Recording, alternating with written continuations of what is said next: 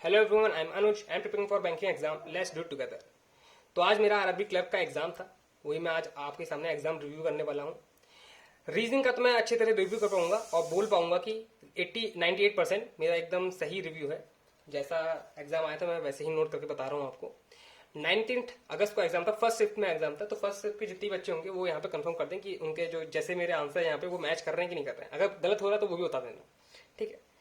तो स्टार्ट करते हैं रीजनिंग से। 3 पजल थी रीजनिंग में, 7%, सात डेज वाली, मंडे से लेकर ट्यूसडे तक, मंडे से लेकर संडे तक। दो पॉसिबिलिटी बन रही थी। उसने क्या बोल रखा था, जो क्यू है, फर्स्ट लाइन थी, क्यू जो है वो थर्सडे के बाद आएगा और क्यू के जस्ट आफ्टर एस है। तो दो पॉसिबिलिटी बन रही थी। दो पॉसिबिलिटी से हमारा ये वाली पॉसिबिलिटी से हमारा राइट आंसर आ रहा था। तो जो ये जो पॉसिबिलिटी है, ये आंसर है, ये जिसका मैच कर रहा था बता देना, कमेंट बॉक्स में कमेंट कर देना। फिर पजल थी 8 बॉक्स वाली, सॉरी 8% इन अ बॉक्स वाली। इसमें दो पॉसिबिलिटी बन रही थी। एल को एक छोड़ के एम बैठा था, एल को एक छोड़ के एम बैठा था, लेकिन एम किस साइड बैठा था ये डिफाइन नहीं था। एम के जस्ट सामने क्यू बैठा था और क्यू के आसपास जे नहीं बैठा था, ठीक है। तो वही दो पॉसिबिलिटी बन रही थी। लास्ट एक क्वेश्चन इसमें यही था कि एल जे जो है, जे के थर्ड लेफ्ट में एन बैठा था। थर्ड लेफ्ट में एन इधर ही आ पा रहा था, इसमें नहीं आ पा रहा था, इसलिए हमारी ये पॉसिबिलिटी सही गई। इस पॉसिबिलिटी से हम लोग राइट आंसर टिक कर पाए। फिर एक पजल थी 6% मंथ और डेट वाली। तो मंथ और डेट जनवरी, मार्च और अप्रैल दे रखा था। जनवरी 31, 30, 20 और 5 और 20 डेट दे रखी थी।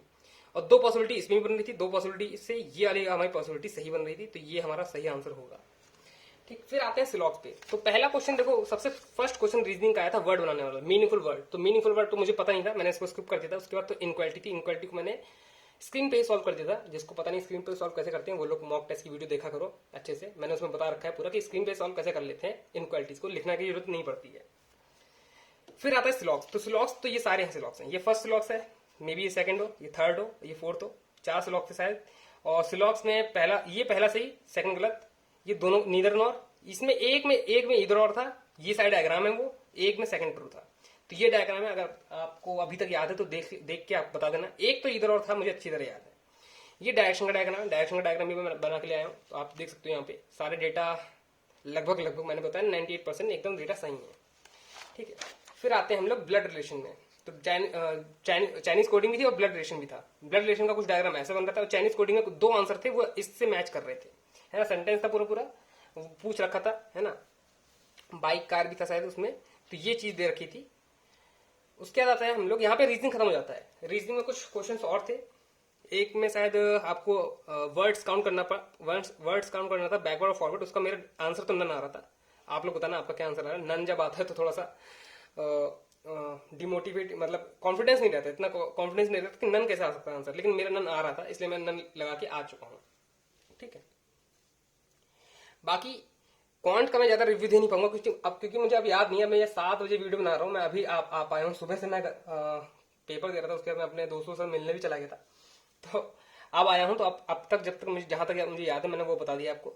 बस ये था कि मिसिंग नंबर सीरीज में एक जो सीरीज थी वो मुझे अच्छी तरह याद थी, क्योंकि ये बन नहीं रही थी। इसमें कम से कम मेरे 2 मिनट लग गया होगा, ठीक। मैं बना ही नहीं पा रहा था, बार बार 48, 35, 24, 15 इसका गैप आ रहा था ऐसे करके। यहाँ पे 7 आना था, 7 को मैं बार बार इससे घटा रहा था, जबकि यहाँ पे 7 से 8 होना चाहिए। 8 घटा के 54 आंसर आना था, 54 आंसर, ठीक है। फिर सिंप्लीफिकेशन से 10 से 15 सवाल थे, 2 डीआईएनजी, फिर अर्थमेटिक था। इतना ही मुझे याद आ रहा है, ठीक है। तो अब देखा यार कितने अटेम्प्ट करे हैं, कितना सेफ आप कह सकते हो। तो सेफ तो मैं कहूंगा कि आप 80 में से 80 करके आओ और आपकी फुल एक्यूरेसी हो। यूपी से फिर से बता देता हूँ, अदर स्टेट वाले बुरा ना मान जाए, लेकिन यूपी से मैं बता रहा हूँ। यूपी में भाई आप 80 में से 80 करके आओगे, वो सही होंगे तो ही आपके चांसेस हैं, जो है साफ बात। क्योंकि यहाँ पे नॉर्मलाइजेशन में कुछ कह नहीं सकते हैं।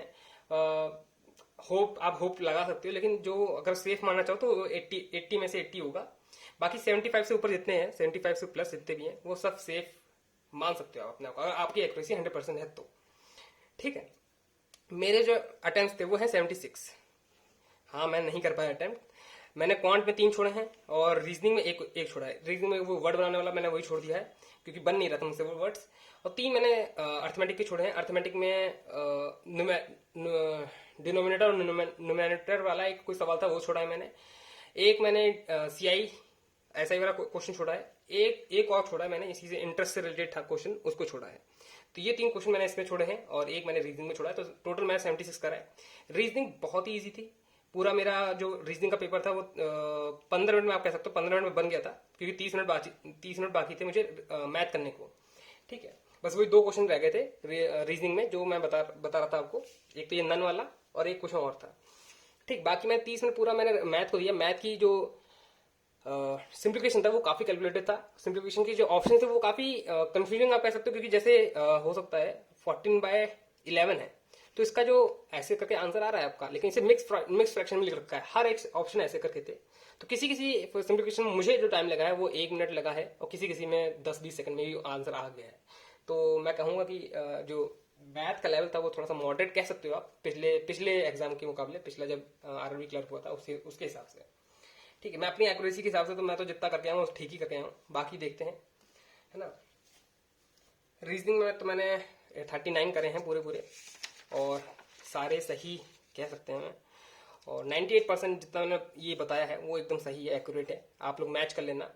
और अब हम लोग यहाँ पे आईपीएस पीओ और आईपीएस क्लर्क की तैयारी करते रहेंगे, और मेंस की भी मैं 1-2 वीडियो डालने का ट्राई करूंगा। ठीक है, आप लोग देखते रहिएगा। तो ये था आज मेरा आज का exam review, and that's all for today. I will meet you guys in next video. Till then, work hard and stay motivated. Thank you guys for watching.